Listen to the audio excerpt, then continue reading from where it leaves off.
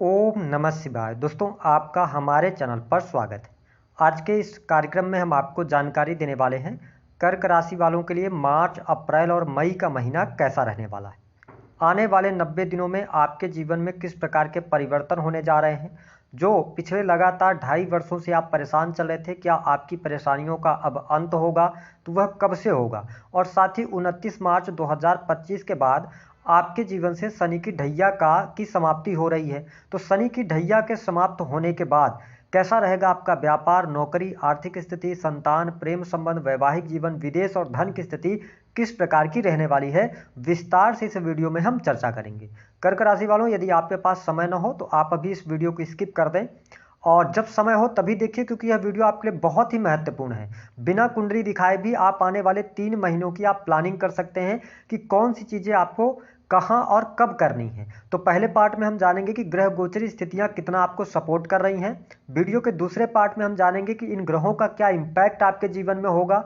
शनि की ढैया समाप्त हो रही है तो क्या परिस्थितियां बनेंगी। और तीसरे पार्ट में हम जानेंगे कि आपको अभी क्या नहीं करना है, किस समय तक क्या नहीं करना है और उपाय क्या करना है। तो चलिए वीडियो की शुरुआत करते हैं। उससे पहले यदि आपने चैनल को सब्सक्राइब नहीं किया है तो चैनल को सब्सक्राइब कर लीजिएगा, नोटिफिकेशन बिल को ऑन कर लीजिएगा।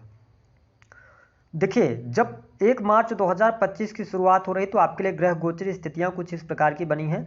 सूर्य और शनि की युति आपके अष्टम भाव में है। राहु, शुक्र और बुध की युति आपके नवम भाव में रहेगी। हालांकि शुक्रदेव 31 मई तक उच्चगत राशि में गोचर करेंगे।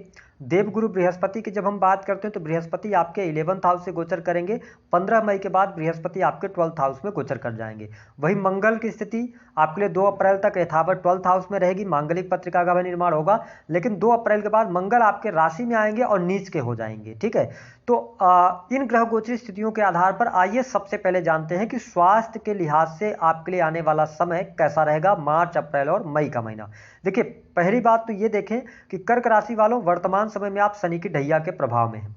शनि आपके अष्टम भाव से गोचर कर रहे हैं और सूर्य की भी स्थिति बहुत बढ़िया नहीं है। और आपके राशि के स्वामी जो बनते हैं चंद्रदेव, 2 से 2.5 दिनों में राशि परिवर्तन करते हैं। तो अगर देखें तो विशेष तौर पर 15 मार्च तक स्वास्थ्य में आपको उतार चढ़ाव का सामना करना पड़ सकता है। ठीक है, अब देखिए 15 मार्च के बाद सूर्य देव का राशि परिवर्तन होगा और सूर्य पहुंच जाएंगे आपके कहां पर, 9th हाउस में। ठीक है, लेकिन शनि का गोचर जो है अभी अष्टम भाव से चल रहा है। तो 29 मार्च तक तो आप ढैया के प्रभाव में हैं। तो ढैया जब उतर रही होती है किसी व्यक्ति के जीवन से, लास्ट का जब टाइम आता है तो जाते जाते शनिदेव कई बार आपको बहुत बड़ा कष्ट दे जाते हैं। किस प्रकार का कष्ट, अब आप देखें कि शनि आपके अष्टम भाव से गोचर कर रहे हैं सूर्य के साथ में। तो आपको यह ध्यान रखना है पूरे मार्च के महीने में कि चोट चपेट दुर्घटना ना हो। अगर आप वाहन चलाते हैं या आप यंग एज में हैं, ज़्यादा स्पीड गति में आप वाहन चलाते हैं, तो आपको पूरे मार्च के महीने में सतर्क रहना। मेरा काम है आपको सावधान करना। ठीक है, क्योंकि उतरती हुई जो शनि की ढैया है ये कई बार व्यक्ति को जीवन में फ्रैक्चर वगैरह, जो मेरा एक्सपीरियंस रहा है, मैंने देखा है ना। तो ध्यान रखें कि थोड़ा सा अपने वाहन वगैरह पे कंट्रोल करके आप चलाएं। अच्छा, अप्रैल का महीना कैसा रहेगा स्वास्थ्य के दृष्टिकोण से, तो अप्रैल का महीना स्वास्थ्य के दृष्टिकोण से आपके लिए अच्छा रहने वाला है। लेकिन 2 अप्रैल से आपके लगन में मंगल की उपस्थिति आ जाएगी। तो होगा क्या आपके साथ में, अप्रैल के महीने में आपके पास में काम का दबाव रहेगा, जिसकी वजह से क्या होगा, एग्रेसिव हो सकते हैं आप, क्रोध की अधिकता रह सकती है आप में। ठीक है, जिनको बीपी वगैरह की समस्या है उनको थोड़ी सी सावधानी रखने की आवश्यकता रहेगी। और देखेंगे मंगल की भी स्थिति उसी प्रकार से, अष्टम भाव को मंगल भी देखने वाले होंगे। तो अगर देखें तो अप्रैल का महीना स्वास्थ्य के दृष्टिकोण से मार्च की अपेक्षा ज्यादा बेटर जाने वाला है, बशर्ते क्या है, वहां पर भी चोट चपेट दुर्घटना के योग बनते हैं।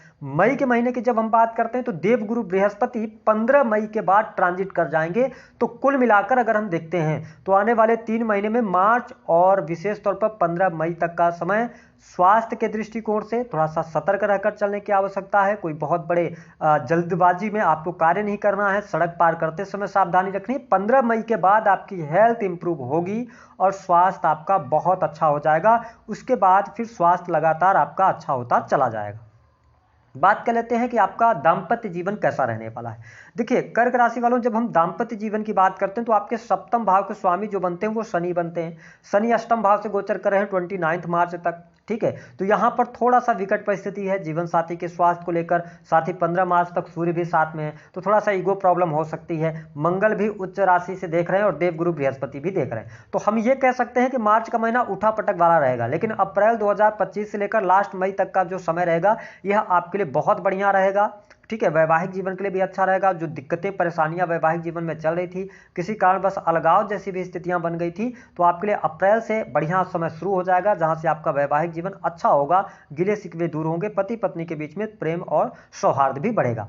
अब ध्यान क्या देने वाली बात रहेगी? ध्यान देने वाली बात यह है कि जब सप्तमेश और अष्टमेश होकर शनि भाग्य स्थान में जाएंगे, लेकिन वहां पर शुक्र के साथ में युति बनाएंगे, ठीक है। और शुक्र कहां के स्वामी है? देखिए, एक तो सुख भाव के स्वामी है आपके, एक तो इच्छा पूर्ति के भाव 11th हाउस के स्वामी है। तो जब शनि यहां पर सप्तमेश होकर संयुक्त होंगे, तो थोड़ा सा यह ध्यान रखना है विशेष तौर पर अप्रैल और मई के महीने में कि एक्स्ट्रा मैरिटल अफेयर वगैरह में ना फंस जाए, इस चीज का आपको ध्यान रखने की आवश्यकता। ओवरऑल अगर हम देखें तो वैवाहिक जीवन के लिहाज से समय अच्छा रहने वाला है, कोई बहुत ज्यादा निगेटिव स्थितियां नहीं बनेंगी, है ना। चीजों को आप मैनेज कर ले जाएंगे। बात कर लेते हैं कि आपके लिए किस प्रकार की स्थिति रहेगी सुख सुविधा की। देखिए, कर्क लग्न अथवा कर्क राशि आपकी, तो सुख सुविधा के लिहाज से समय आपके लिए अच्छा है। मार्च का महीना बहुत बढ़िया रहने वाला है। अप्रैल का भी महीना सुख सुविधा के लिहाज से आपके लिए अच्छा रहेगा, ठीक है। सुख सुविधा पर आप पैसा खर्च करने वाले हैं, घर का माहौल, परिवार का भी साथ आपको मिलेगा, स्थितियां आपके लिए बहुत बढ़िया रहेंगी, ठीक है। अब देखें कि जो लोग भूमि भवन वाहन से संबंधित कार्य करना चाहते हैं, देखिए 9 अप्रैल तक तो ऑलरेडी शनिदेव अस्तगत अवस्था में रहेंगे,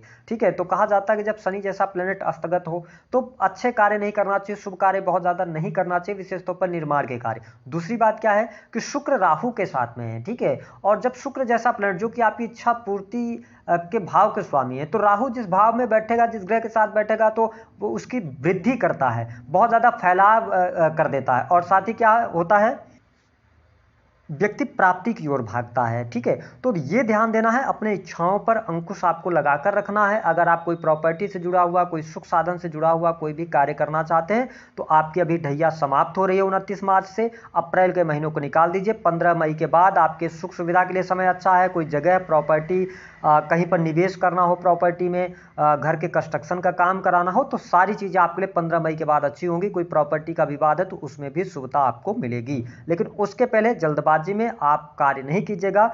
क्यों नहीं कीजिएगा? क्योंकि 29 मार्च तक शनि भी आपके सेकंड हाउस को देख रहे हैं, और शनि अब नवम की तरफ जब जा रहे हैं, तो ऐसी स्थिति में क्या होता है ना कि जब शनि जैसा प्लैनेट सेकंड हाउस आपका संचित धन होता है, तो आपके मन में इच्छाएं बनेंगी कि आप कहीं पर जो पैसा आपका सेव है उसको कहीं पर लगा दें। लेकिन ऐसी गलतियों से भी आपको बचना है 15 मई तक। 15 मई के बाद चीजें आपके लिए बहुत बढ़िया हो जाएंगी, सुख सुविधा से जुड़ी चीजों में लाभ भी होगा, घर परिवार में शुभ अथवा मांगलिक कार्यक्रम भी होंगे, चीजें अच्छी होंगी, घर परिवार का माहौल भी अच्छा होगा। अगर घर परिवार में किसी भी प्रकार की समस्या चल रही थी तो उसका समाधान भी आपके सामने निकल कर आएगा।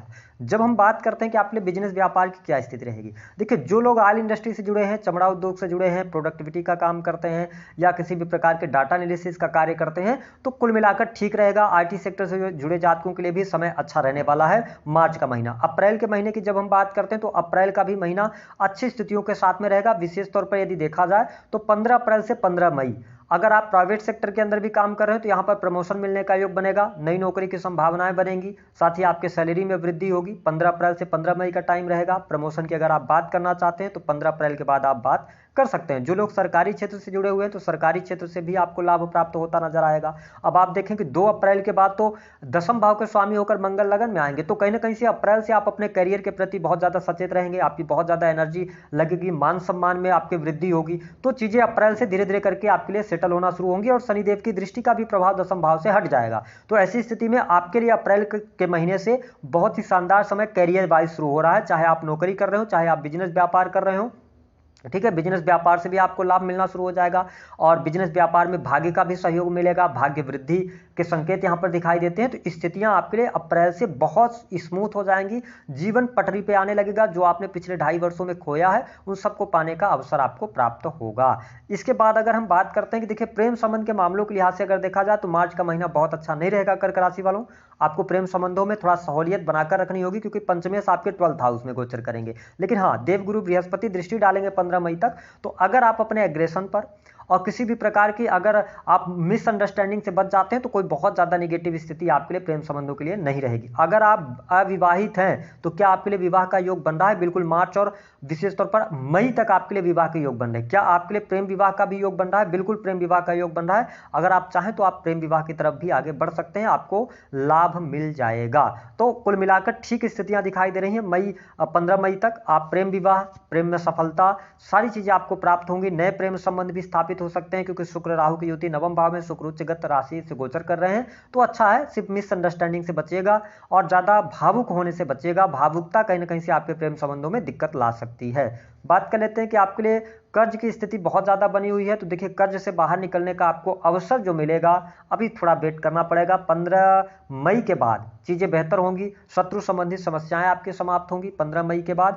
और अगली बात कि इस 3 पूरे महीने में अगर हम मार्च, अप्रैल और मई की बात करते हैं, तो विशेष तौर पर 15 अप्रैल तक आपको अपने वाणी पर नियंत्रण रखने की आवश्यकता है। साथ ही अपने परिवार के लोगों का थोड़ा सा ध्यान रखें। इसके साथ ही अपने संचित धन का आपको ध्यान रखने की आवश्यकता रहने वाली है। अच्छा, जो लोग विदेश जाना चाह रहे हैं, विदेश की क्या परिस्थितियां बनती हैं, तो देखिए विदेश के लिहाज से अगर देखा जाए तो समय आपके लिए अच्छा है। आप अगर विदेश के लिए ट्राई करना चाहते हैं तो आप कर सकते हैं। आपके लिए लाभ के योग बन सकते हैं अगर आपके कुंडली में दशाएं चल रही होंगी तो, है ना। अब हम बात करते हैं जो लोग sales, media, marketing, creative field से जुड़कर काम कर रहे हैं, अच्छा प्रदर्शन आप करने जा रहे हैं। आप अच्छे तरीके से आगे भी बढ़ेंगे। जो लोग वीडियोज क्रिएट करते हैं, ऑनलाइन का कोई काम करते हैं, ऑनलाइन टीचिंग वगैरह का काम करते हैं, कंटेंट क्रिएशन का काम करते हैं, तो अच्छी परिस्थितियां आपके लिए बनती हुई नजर आ रही हैं। हाँ, मार्च थोड़ा सा स्ट्रगल देगा, अप्रैल से धीरे धीरे करके चीजें बेहतर होनी शुरू हो जाएंगी। अब आइए जानते हैं कि कौन सी चीजें आपको इन 3 महीनों में नहीं करनी है। पहली बात कि कर्क राशि वालों, चोट चपेट दुर्घटना से बचना है। दूसरी बात, अपने संचित धन को किसी भी व्यक्ति को नहीं देना है। वो व्यक्ति आपको चीट कर जाएगा, पैसा आपका नहीं मिलेगा। ठीक है, तो संचित धन का ध्यान रखें, आपके साथ स्कैम ना हो, इस पर ध्यान रखें, धोखाधड़ी ना हो जाए, इस पर ध्यान रखना होगा। तीसरी बात कि अगर आप गवर्नमेंट सेक्टर के अंदर है, सरकारी क्षेत्र के अंदर है, बहुत ज्यादा दबाव है, तो वरिष्ठ अधिकारियों से वाद विवाद करने से आपको बचना है। स्पेशली अगर देखा जाए तो 2 अप्रैल तक, उसके बाद चीजें आपके लिए बेटर हो जाएंगी। अगर आप प्राइवेट सेक्टर के अंदर काम कर रहे हैं तो प्रमोशन वगैरह का योग आपके लिए 15 मार्च से लेकर 15 अप्रैल से लेकर 15 मई का टाइम रहेगा। यहां पर आप अच्छा प्रदर्शन कर सकते हैं और आपको लाभ भी मिल जाएगा। अब बात कर लेते हैं कि कर्क लग्न अथवा कर्क राशि वालों को उपाय क्या करना चाहिए। देखिए, उतरती हुई शनि की ढैया है। इस समय अवधि के दौरान अपनी स्पीड को आपको धीमा कर लेना चाहिए। कोई भी डिसीजन ले रहे हैं, उपाय हम ऐसे ही बताते हैं। आपको पूजा पाठ करने से बहुत ज्यादा आपको लाभ तो मिलेगा नहीं, कुछ आपको अपने आप पर कंट्रोल करना पड़ेगा। ठीक है, तो अभी थोड़ा सा यथावत अपने आप को थोड़ा धीमी गति से चलाइए। किसी भी प्रकार के डिसीजन हो, जीवन को थोड़ा धीमा कर दीजिए। ठीक है, समय आपका अच्छा आ रहा है। दूसरी बात यह रहेगी कि आप भगवान शिव की आराधना करते रहें। ठीक है, शनि की ढैया उतर रही है, भगवान शिव की आराधना करते रहेंगे तो आपको लाभ भी अच्छा खासा मिलता रहेगा। ओम नमः शिवाय का मंत्र का जप करते रहिए। ठीक है, तो चीजें आपके लिए बेहतर रहेंगी। देखिए